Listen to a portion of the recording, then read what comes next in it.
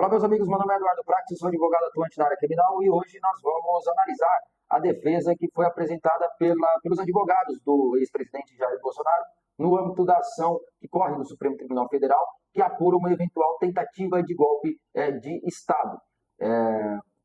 A defesa apresentou ontem, ontem, dia 6 de março, a sua defesa preliminar e a gente aqui vai fazer uma análise. Primeiramente, cumpre a gente destacar que essa defesa é uma defesa que, como o próprio nome diz, é uma defesa preliminar, uma defesa prévia.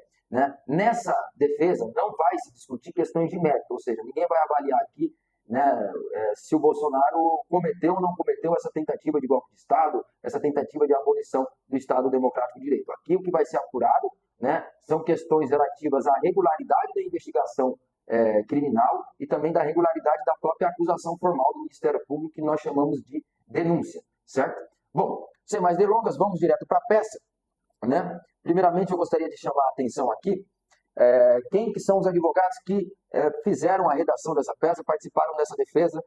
A defesa do Jair Bolsonaro está sendo conduzida por excelentes advogados criminalistas, são lá do estado de São Paulo, são renomados nacionalmente, possuem grandes casos de repercussão em seus currículos e fizeram, eu já fiz a leitura dessa peça, uma verdadeira peça absolutamente técnica e objetiva, inclusive. Uma peça longa de 129 páginas, onde são apresentadas diversas teses, tais quais, eu fiz inclusive uma verificação, ainda não foram aferidas pelo Supremo Tribunal Federal em nenhuma das outras ações que envolveu o fatídico 8 de janeiro.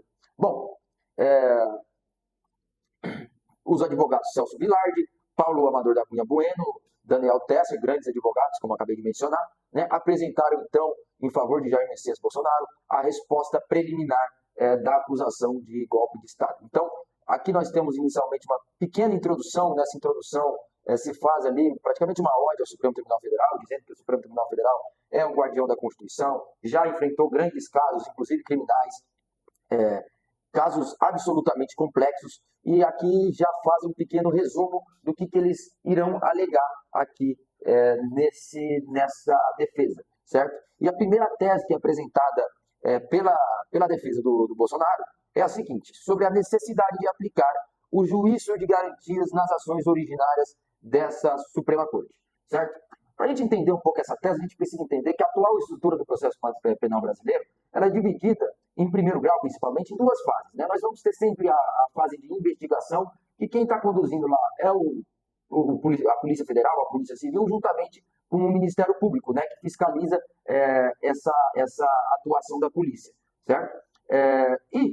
Não em poucas vezes, sobretudo em casos mais complexos, tanto a polícia quanto o Ministério Público, no caso aqui a Procuradoria-Geral da República, precisam fazer pedidos de provas que dependem de autorização judicial. Por exemplo, a quebra de um sigilo telemático, a quebra de sigilo telefônico, quebra de sigilo bancário, são alguns tipos de meios de prova que dependem de uma autorização judicial. E na atual estrutura do processo penal brasileiro, existe um juiz para avaliar essas provas que são necessárias para uma investigação e um juiz que, depois que foi concluída a investigação, que vai julgar a causa. Então, na atual estrutura do processo penal, existe um juiz para a investigação e um juiz para julgar se a pessoa vai ser condenada ou vai ser absolvida. Basicamente isso que se alega aqui. E aqui, veja, muitos dos réus do 8 de janeiro, do 8 de janeiro, alegaram uma eventual suspeição e impedimento do ministro Alexandre de Moraes, porque, segundo essa defesa, ele atuava como vítima, promotor e juiz ao mesmo tempo. Aqui, a defesa do Bolsonaro ela não alega isso. Ela alega, na verdade, que o Alexandre de Moraes ele não pode ser o relator desse processo, nem pede porque o Alexandre de Moraes seja excluído do julgamento, mas diz que ele não pode ser o relator desse processo porque foi ele quem comandou toda a instrução. E como foi ele quem comandou toda a instrução, autorizou diversas produções de prova, inclusive determinou algumas de ofício, não poderia ser ele a mesma pessoa que iria fazer o relatório da ação penal. Então, eu achei interessante para tentar fazer com que uma tese interessante, para tentar que a relatoria desse processo saia do Alexandre de Moraes, sem, contudo, alegar que ele é suspeito, enfim, até porque o Supremo Tribunal Federal, em N casos, já decidiu que o ministro não seria suspeito para o julgamento dessas causas, certo? Essa é a primeira causa. Ainda em relação à competência, nós estamos tendo aqui a discussão se quem vai julgar o processo do Bolsonaro vai ser a turma, que é composta por 5 ministros, né, é um órgão fracionário do Supremo Tribunal Federal, ou o plenário. E o que se alega aqui na defesa é que todos os grandes casos envolvendo grandes políticos, a gente cita, por exemplo, o Mensalão, foram julgados no plenário do Supremo Tribunal Federal. E é um ponto que eu, inclusive, destacaria, né? Todas as ações do 8 de janeiro, praticamente, foram julgadas ou no plenário, né, físico, veja que os primeiros casos do 8 de janeiro foram julgados no plenário físico, ou por meio do plenário virtual, mas foram julgados pelo colegiado dos 11 ministros. Então, estaria abrindo, na verdade, uma absoluta excepcionalidade para uma única pessoa que, inclusive, está sendo julgada como se fosse a principal liderança de toda essa suposta trama golpista, como se alega, né? Então, a defesa aqui do Bolsonaro também faz esse apontamento. Em terceiro ponto, aqui já estamos saindo dessa tese de questão de competência e de quem deve ou não julgar o processo, a defesa já reclama a questão da incompletude da prova. O que é isso? A defesa diz que não teve acesso a todo o material probatório que esteve à disposição do Ministério Público e que esteve à disposição da Polícia Federal na análise, né, e na formulação dessa ação penal, né? O ministro Alexandre de Moraes, em petição anterior que havia sido feita pela defesa do Bolsonaro, alegou que a defesa tinha sim acesso a todos os documentos e transcrições e extratos de conversa que tinham sido mencionados na denúncia. E o que a defesa muito bem salientou, né? Falou, não importa que a gente teve acesso aquelas questões que estão tão somente mencionadas na denúncia. A gente quer acesso a tudo. Por quê? Porque o Ministério Público, que a Procuradoria-Geral da República teve acesso a tudo. Então, a Procuradoria ela desbravou, por exemplo, o celular do Mauro Cid, retirou o que lhe convém, guardou o restante e colocou na denúncia apenas aquilo que lhe convém. A defesa quer acesso, por exemplo, ao interior teor do telefone do Mauro Cid para verificar se lá naquele telefone não existem elementos que favorecem a defesa, né? Porque é uma grande falha de isonomia, uma disparidade de arma. Olha, a pessoa que está acusando escolhe o que quer de um elemento de prova que deveria estar disponível. E a defesa só vai ter acesso ao que o procurador escolheu para subsidiar a sua denúncia, e isso não me parece nem um pouco justo. É o que está constando aqui na defesa, que é a segunda tese, que inclusive é basilada aqui, interessante que foi inclusive basilado, diversos precedentes do Supremo Tribunal Federal autorizando, né, que defesas de outros casos tivessem acesso ao interior conteúdo das provas que foram produzidas, certo? Então nós temos aqui, já fechamos a segunda tese que foi apresentada pelos advogados do Bolsonaro. Vamos então para a terceira tese, que é uma tese que eu achei muito interessante, certo? Que é o chamado document dump. O que é esse document dump? Tá? Que é um termo em inglês que foi utilizado, que é um estudo que se faz, foi um estudo, inclusive, foi feito inicialmente em outros julgamentos de outros países. Veja, o Ministério Público oferece uma denúncia de 240 páginas, se não me engano, que foi a denúncia que foi oferecida contra o Bolsonaro. Faz menção a diversos documentos, a diversos elementos, mas não indica aonde que estão esses documentos num conglomerado de 85 mil páginas que envolvem diversos procedimentos diferentes, envolvem diversas petições, inquéritos. Então a defesa sequer tem a condição de localizar o documento a qual o Ministério Público menciona. O Ministério Público tem o dever, tem o ônus, segundo a defesa, de ao menos sistematizar, criar um índice de tudo que eles têm e tudo que eles acusam. Foi citado aqui, por exemplo, que existem elementos, né, que foram mencionados, mas que não sequer houve a indicação da página, do ID, né, onde estaria esse documento, né? E aqui, eu vou até fazer uma transcrição, né? Há também as citações que não indicam nada disso, mas sim o número do termo de depoimento, seja quando traz o depoimento do delator, seja quando traz o tipo de pessoas. O que a defesa deve fazer? Encontrar esses documentos e depoimentos nas mais de 81 mil páginas que hoje formam esta petição de número 12.100, adivinhar onde estão nos 14 diferentes procedimentos juntados e indicados. Então, veja, o Ministério Público cria uma dificuldade enorme para a defesa, né? A partir do momento em que junta uma trolha de documentos, faz menção na sua acusação, mas não indica a defesa onde eles estão, para que a defesa possa analisar e também fazer uma contextualização. Eu achei excelente essa tese que foi levantada, uma tese que poucas vezes eu vi ser levantada, inclusive. Bom, agora já partindo para algumas unidades que eu vejo que são o grande ponto aqui dessa defesa, porque até aqui a gente analisou algumas questões técnicas, né? Aqui agora nós estamos analisando questões da própria licitude das provas que estão juntadas e estão instruindo a denúncia do Ministério da Procuradoria-Geral da República. E aqui, então, nós vamos ter esse tópico, né, que são das nulidades verificadas nos autos do inquérito 4878 e da PET 10405, com a vinculação do presente caso. Bom, vamos tentar ir por parte para que vocês consigam compreender. Teve uma live do Bolsonaro no ano na verdade, deixa eu só achar. Teve uma live do presidente Bolsonaro em 4 de agosto de 2021. Aqui, na defesa não indica o conteúdo dessa live, certo? Mas fato é que depois dessa live, o Tribunal Superior Eleitoral encaminhou um ofício ao ministro Alexandre de Moraes para que o ministro Alexandre de Moraes abrisse um inquérito policial, certo? Já há um erro procedimental aí. Por quê? Porque o Tribunal Superior Eleitoral poderia ter encaminhado para a Procuradoria-Geral da República para que a Procuradoria-Geral da República pedisse para que a Polícia Federal abrisse um inquérito.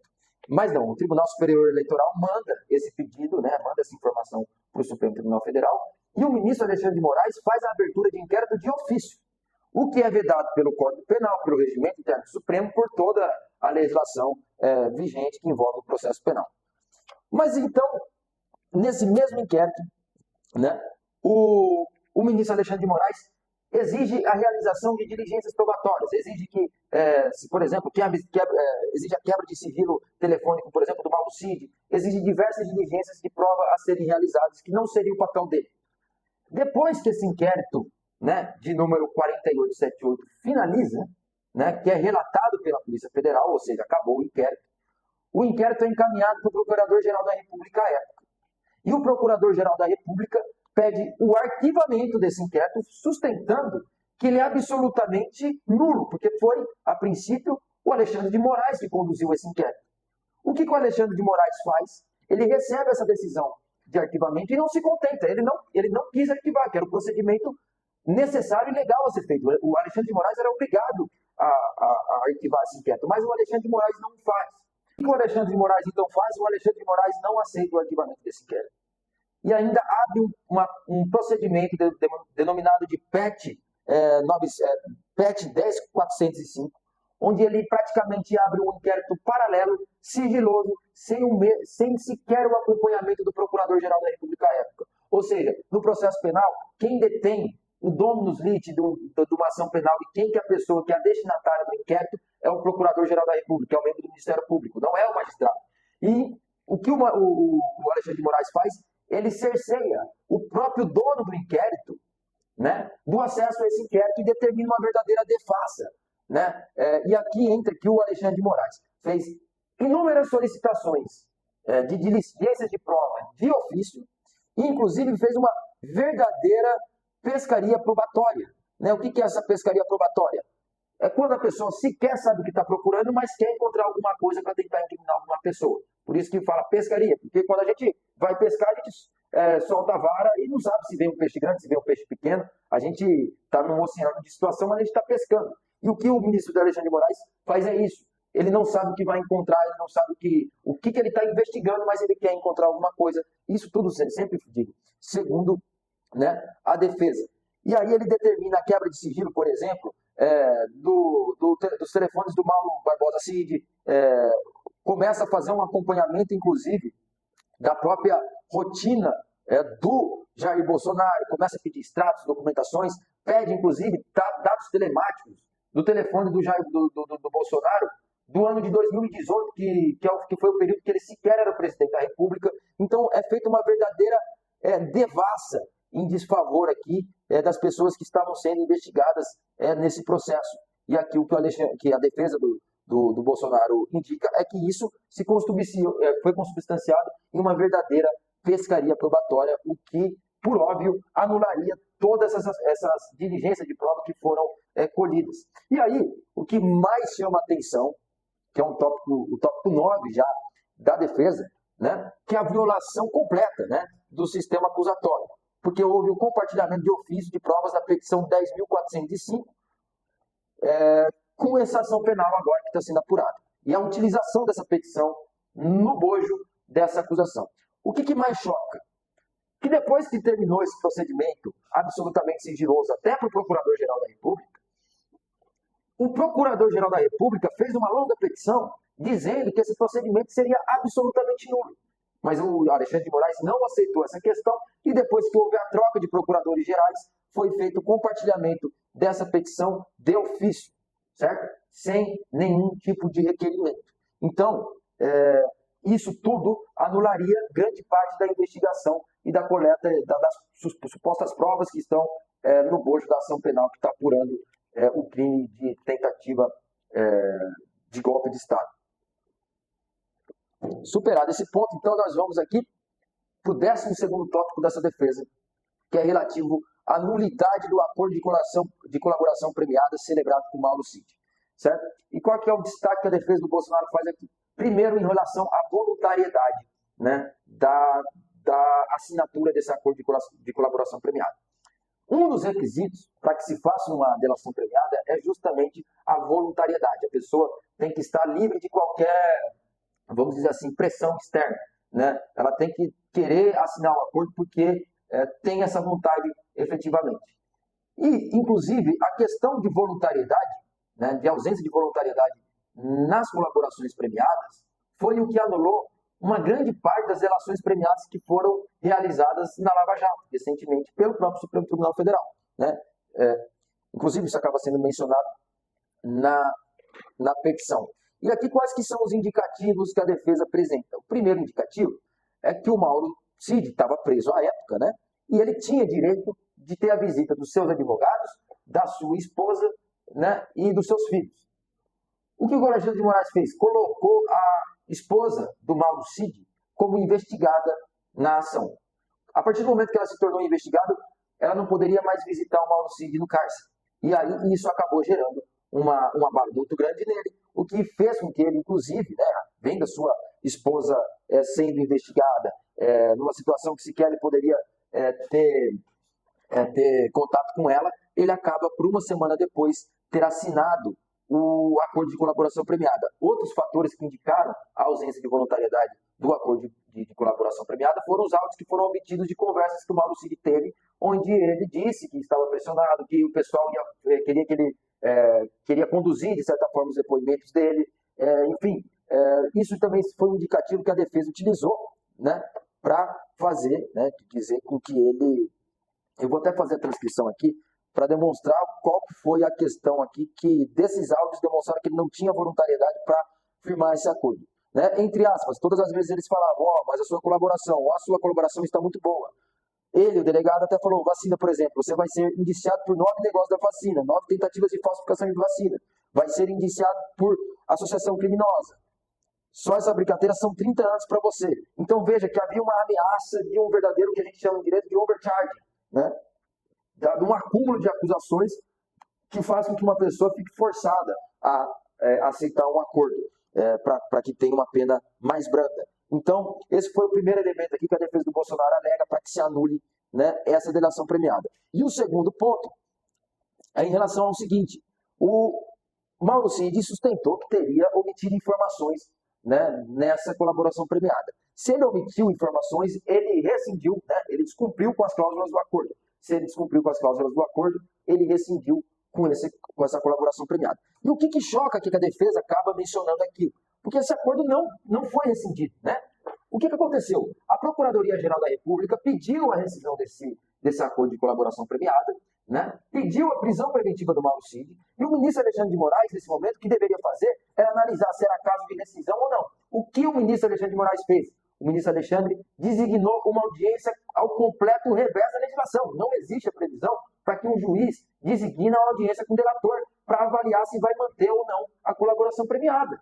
Até porque o juiz não pode ter contato nenhum com o teor do depoimento do delator, salvo no momento em que as provas que foram obtidas durante a colaboração premiada sejam juntadas no processo e ele avalie a qualidade ou não dessas provas lá na sentença, no final do processo. Né? E o único momento que é possível que o juiz tem um contato com o delator, é para averiguar a voluntariedade, se ele não está sendo ameaçado, se ele está contente com esse acordo, se está tudo ok. De contrário, não existe previsão legal para o juiz participar de uma audiência que aconteceu. E aqui abre o tópico, a audiência de 21 de novembro, o princípio acusatório. O Alexandre de Moraes, segundo a defesa, assume o papel efetivamente de procurador naquele processo. Ele é quem faz praticamente a maior parte das perguntas para o Mauro Cid. E aí decide não rescindir o acordo. Faz com que o Mauro Cid, em tese, sane contrariedades e sane omissões. Né? Isso não tem cabimento nenhum, não foi visto em nenhum precedente. Eu particularmente, sou um grande... eu atuo na área criminal e veja, a gente acompanha todos os grandes casos que estão aqui que correm aqui no Brasil, e na Lava Jato não chegou-se perto de uma situação como essa. Né? Eu não me recordo de ter uma participação do Moro, por exemplo, numa audiência de delação premiada, porque não teve, porque a lei nunca abriu essa possibilidade. Então o Alexandre de Moraes inova nesse sentido. Então, por conta disso, a defesa também sustenta que há necessidade, né, de se anular, né, essa delação premiada. E, bom, partindo para o fim, né, a defesa, no fim, faz alguns apontamentos sobre a necessidade de rejeição da denúncia, diz que não tem não foi indicado nenhum vínculo do Bolsonaro com os atos de 8 de janeiro, né, sustenta algumas contrariedades da denúncia. São fatores que, particularmente, eu mesmo vejo como sendo questões de mérito, né, que não devem ser aferidas agora nesse momento, mas eu penso que foi uma tese, todas as teses da defesa do Bolsonaro, isso eu falo de uma maneira bem técnica, foram absolutamente bem formuladas. Né? No final da defesa, são arroladas, então, as testemunhas. Temos aqui, entre elas, né, senador Rogério Marinho, general Eduardo Pazuello, general Hamilton Mourão, então vice-presidente, senador Ciro Nogueira, governador Tarcísio de Freitas, alguns generais, enfim, várias pessoas que estão aí arroladas como testemunhas. Então, essa é a defesa que foi apresentada pelo presidente, pelos advogados de defesa do presidente Bolsonaro, que agora vai ser aferida, né? Vai inicialmente se aferir se vai ser analisada pela turma. Então, o procedimento é que a turma, ou o plenário, né, porque então está tendo essa discussão, avalie, né, se recebe ou não a denúncia do Ministério Público. E que vai ter que avaliar todas essas teses também. Né? Então, eu penso que tem muita gente dizendo que esse processo vai correr rápido, mas veja só a defesa do Bolsonaro já apresentou N teses que não foram analisadas ainda pelo Supremo Tribunal Federal e que vão ser deduzidas e que podem gerar divergências e que precisam ser bem analisadas. Né? Então, isso pode acabar gerando um pouco de tempo. Em breve também, acho que hoje é sexta-feira, 7 de março, é o prazo para que a defesa do general Braga Neto também apresente sua defesa, que está sendo patrocinada, inclusive, por um excelente advogado, que é o José de Oliveira Lima, conhecido como Juca, excelente advogado, que também deve levantar outras teses preliminares. Né? Bom, essa foi uma análise da denúncia da defesa do presidente Bolsonaro. Tentei ser o menos técnico possível e a gente aguarda aí para ver os desmembramentos e faço novos vídeos para fazer os comentários sobre esse tema. Meu nome é Eduardo Prax, estou sempre aqui, na verdade, postando vídeos sobre processo penal, direito penal. Espero que você continue acompanhando esse nosso canal.